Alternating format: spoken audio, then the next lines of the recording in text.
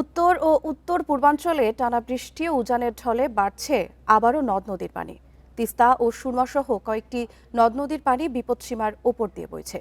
প্লাবিত হয়েছে নদীর তীরবর্তী নিম্নাঞ্চল। কিছু জেলায় বন্যা পরিস্থিতি উন্নতি হলেও এখনও রয়ে গেছে জলাবদ্ধতা। বৃষ্টি ও উজানের সর্বশেষ পরিস্থিতি নিয়ে আরও জানাতে গাইবান্ধা ও কুড়িগ্রাম থেকে যুক্ত হচ্ছেন সহকর্মীরা। প্রথমে গাইবান্ধা থেকে জানাবেন সহকর্মী আবু সাইম। সাইম, কোন কোন নদীর পানি এখনও বিপদসীমার উপর দিয়ে প্রবাহিত হচ্ছে?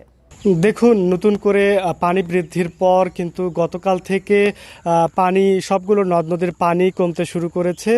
আপনাদের বলে রাখি যে আসলে গত মাস এবং এবার নতুন করে যে পানি বৃদ্ধির আমরা খবর পাচ্ছিলাম, তবে ঠিক এখন পর্যন্ত আসলে গাইবান্ধার সবগুলো নদ নদীর পানি কিন্তু বিপদসীমার নিচ দিয়েই প্রবাহিত হচ্ছে। তবে গত মাসের চেয়ে এই মাসে আসলে ভারী বৃষ্টিপাত এবং উজানের ঢল বৃদ্ধি পাওয়ায় সবশেষ তথ্য অনুযায়ী গতকাল সন্ধ্যা পর্যন্ত গাইবান্ধার সুন্দরগঞ্জ উপজেলা সংলগ্ন কাউনিয়া স্টেশনে তিস্তা নদীর পানি বিপদসীমার 1 সেন্টিমিটার নিচ দিয়ে প্রবাহিত হচ্ছিল। তবে সেটি 12 ঘন্টার ব্যাপারে সকাল 6টায় পানি উন্নয়ন বোর্ডের সবশেষ তথ্য অনুযায়ী তিস্তা নদীর পানি কিন্তু বিপদসীমার 3 সেন্টিমিটার নিচ দিয়ে প্রবাহিত হচ্ছে। তবে অন্যান্য যমুনা, ব্রহ্মপুত্র, করতোয়া, ঘাঘট নদীর পানি কিন্তু বিপদসীমার অনেকটাই নিচ দিয়ে প্রায় 100 সেন্টিমিটারেরও বেশি নিচ দিয়ে প্রবাহিত হচ্ছে। তবে এই পানি বাড়া এবং কমার ফলে আসলে জেলার সুন্দরগঞ্জ সদর, সাঘাটা এবং ফুলছড়ি উপজেলার অন্তত 25টি এলাকায় নদী ভাঙ্গন দেখা দিয়েছে এবং সেগুলোতে আসলে প্রতিনিয়ত নদী তীরবর্তী বসতভিটা, আবাদি জমি সহ বিভিন্ন স্থাপনা কিন্তু নদীগর্ভে বিলীন হওয়ার খবর আমরা নতুন করে পাচ্ছি। তবে আপনাদের যদি বলে রাখি যে আমি যে জায়গাটিতে দাঁড়িয়ে রয়েছি ফুলছড়ি উপজেলার কঞ্চিপাড়া ইউনিয়নের দক্ষিণ রসুলপুর গ্রাম। আপনাদের যদি দেখাই যে একটু আসলে এই এলাকায় আসলে গত মাসে থেকে আসলে ভাঙন দেখা দেয় এবং পরবর্তীতে আসলে জেলা প্রশাসন এবং পানি উন্নয়ন বোর্ডের কর্মকর্তারা পরিদর্শনে এসেছিলেন। তবে এখানে ভাঙন ঠেকানোর জন্য পানি উন্নয়ন বোর্ড আসলে জিও ব্যাগ ফেলার কথা। তবে এই এলাকায় গত 2 দিন আগে আসলে জিও ব্যাগ ফেলা হয়েছিল কিছু, তবে ভাঙন ঠেকানোর মতো পর্যাপ্ত ছিল না বিধায় সেগুলো নদীগর্ভে বিলীন হয়ে যায়।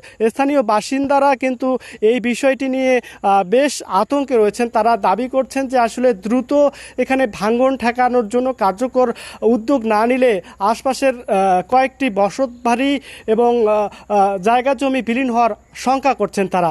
তো গাইবান্ধা থেকে এই ছিল আমার কাছে সবশেষ খবর। গাইবান্ধা থেকে সর্বশেষ খবর জানাচ্ছিলেন আমাদের সহকর্মী সাইম। সাইম, আপনি আমাদের সাথে থাকুন। এবারে কুড়িগ্রাম থেকে জানাবেন সহকর্মী তামজিদ হাসান তুরাগ।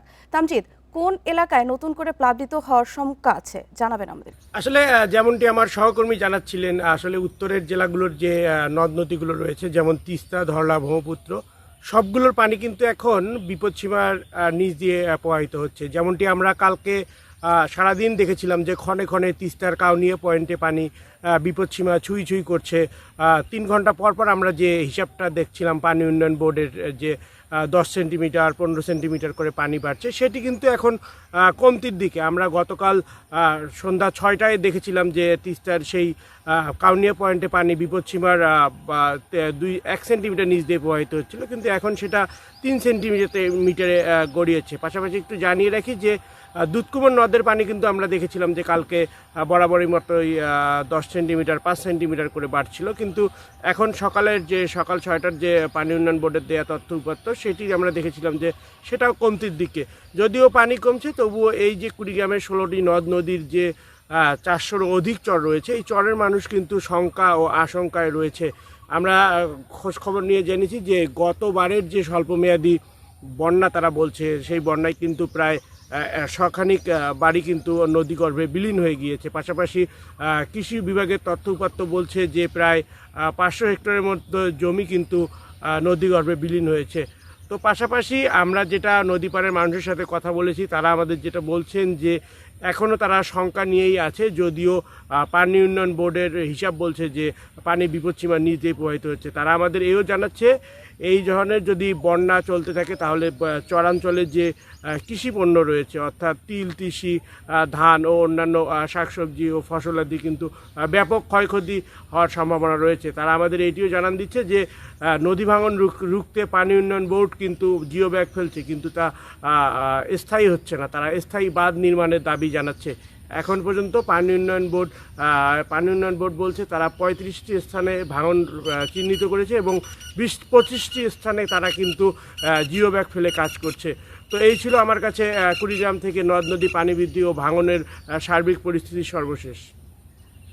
গাইবান্ধা ও কুড়িগ্রাম থেকে সর্বশেষ পরিস্থিতি জানাচ্ছিলেন আমাদের সহকর্মীরা।